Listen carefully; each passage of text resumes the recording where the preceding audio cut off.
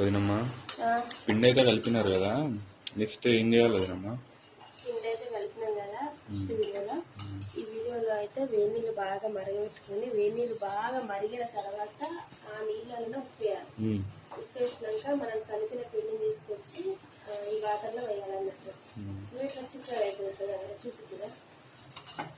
చిక్కగా అవుతుంది. చల్లారిన తర్వాత అయితే దీంట్లో పెరుగు కలుపుకోవచ్చు, ఆనియన్స్ వేసుకోవచ్చు, పచ్చిమిర్చి వేసుకోవచ్చు, కొత్తిమీర వేసుకోవచ్చు, క్యారెట్, బీట్రూట్ మనకి ఇష్టం ఉన్నది వేసుకోవచ్చు.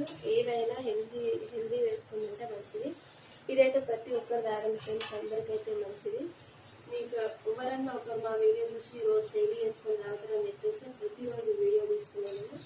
ఒకవేళ చేసుకుంటే మాత్రం తప్పకుండా కామెంట్ చేయండి. మీ అందరి కోసం అయితే మేము కింద రిలేటెడ్ వీడియోస్ ఇస్తున్నాం, అండ్ అన్ని వీడియోస్ చేసి మీకు చూపిస్తున్నాం కూడా. ఏమన్నా ట్రై చేస్తే